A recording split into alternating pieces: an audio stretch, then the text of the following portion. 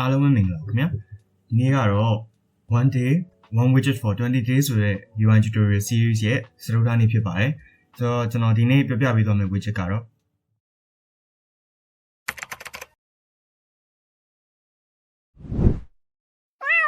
bottom navigation bar widget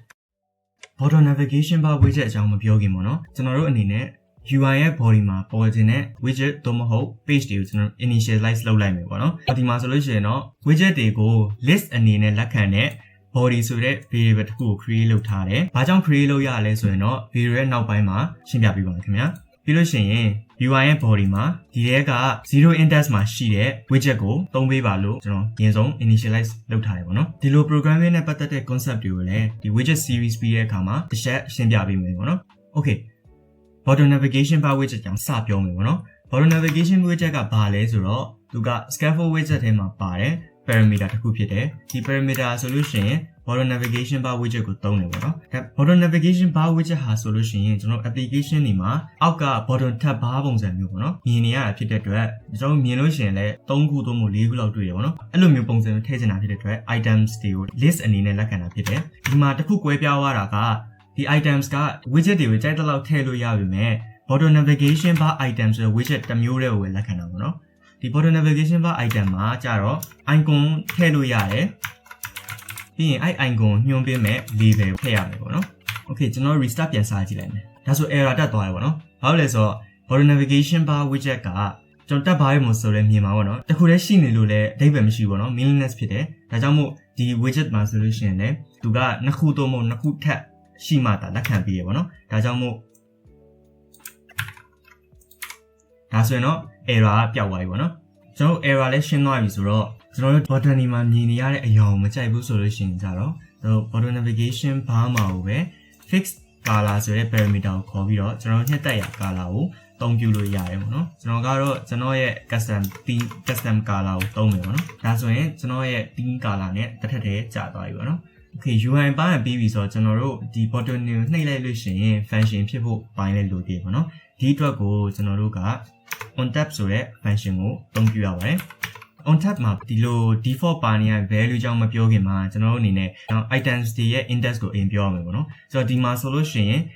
widget 3ခုထည့်လိုက်တယ်ပေါ့နော်ဒီလိုထည့်လိုက်တာဖြစ်တဲ့အတွက်ဒီ items ရဲ့ index က3ခုဖြစ်သွားတယ်0 1 2 3ပေါ့နော်ဒီ value ရဲ့သဘောတရားကြတော့ဥပမာပြောရမယ်ဆိုရင်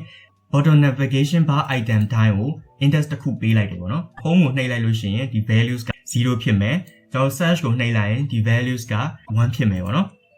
okay on tab function က function ဖြစ်သွားပြီဆိုလို့ရှိရင်ကျွန်တော်အနေနဲ့ဒီ on tab ကနေ value ပြောင်းတိုင်းမှာကျွန်တော်ဒီ UI body မှာပေါ့နော်ဆောနာကကျွန်တော် initialize လုပ်ခဲ့တဲ့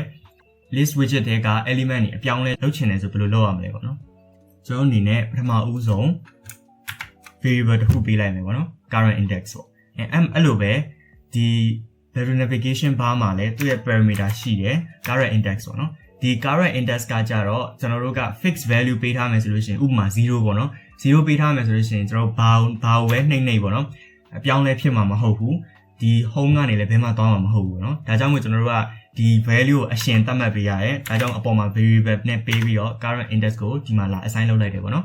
ပြီးလို့ရှိရင်ကျွန်တော်တို့က on tab function မှာအပေါ်မှာအပြောင်းလဲဖြစ်သွားတဲ့ index value အတိုင်း current index variable လည်းလိုက်ပြီးတော့ update လုပ်ပေးပါဆိုပြီးတော့ကျွန်တော်က command ပေးရတယ်ပေါ့နော်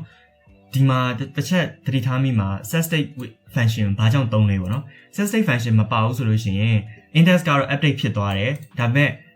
ကျွန်တော်ကဒီ UI body မှာဘာမှအပြောင်းလဲဖြစ်မှာမဟုတ်ဘူး variable တွေပဲပြောင်းသွားမှာဖြစ်တယ်ပေါ့နော်ဒါကြောင့်မို့ set state ကိုကျွန်တော်ကသုံးရတယ် set state ကဘာလုပ်လဲဆိုတော့ page တိုင်းမှာပါတဲ့ build widget ကို restart လုပ်ပေးပါပေါ့နော်ပြန်လည်တည်ဆောက်ပေးပါလို့လှမ်းပြီးတော့ပြောလိုက်တဲ့သဘောပေါ့နော်ဒါကြောင့်မို့ဒီကောင်ကသုံးရခြင်းဖြစ်တယ်နောက်ပြီးတော့ကျွန်တော်တို့ရဲ့ပြောင်းလဲသွားတဲ့ index ပေါ်မှာမူတည်ပြီးဒီ list ထဲမှာရှိတဲ့ element တွေကိုလိုက်ပြောင်းပေးပါဆိုလို့ရှိရင် UI body မှာလည်းဒီလိုလေးရေးပေးရတယ်ပေါ့နော်ဒီမှာကကျွန်တော်တို့ထင်သလိုဖြစ်မလာဘူးပေါ့နော်ဘာကြောင့်လဲဆိုတော့ current index ဆိုတဲ့ variable ကို build widget ထဲမှာတွားပြီးတော့ declare လုပ်ထားတာဒါပြဿနာဘာလဲဆိုတော့ကျွန်တော်တို့ကဒီမှာ index ကို value ပြောင်းတိုင်းမှာဒီကောင်ကပြန်လည်တည်ဆောက်တယ်ပြန်လည်တည်ဆောက်တဲ့အခါတိုင်းမှာဒီကောင်နဲ့တွေ့တယ်ပေါ့နော်အဲကြတော့ index က0ပြန်ဖြစ်သွားတယ်ဒါကြောင့်မို့ home ကနေ ဘယ်မှမရွှေ့ရဖြစ်တယ်ဒါကိုပြင်ချင်တယ်ဆိုရင်တော့ကျွန်တော်တို့က declare လုပ်ထားတဲ့ variable ကို class ထဲမှာတွားပြီးတော့ declare လုပ်ပေးပြီးတော့စမ်းကြည့်မယ်ဆိုရင်တော့ကျွန်တော်တို့ UI မှာလည်းအပြောင်းလဲဖြစ်သွားပြီပေါ့နော်ဆိုတော့ bottom navigation bar widget ကတော့ဒီလောက်ပါပဲအားလုံးကိုကျေးဇူးအများကြီးတင်ပါတယ်ခင်ဗျာ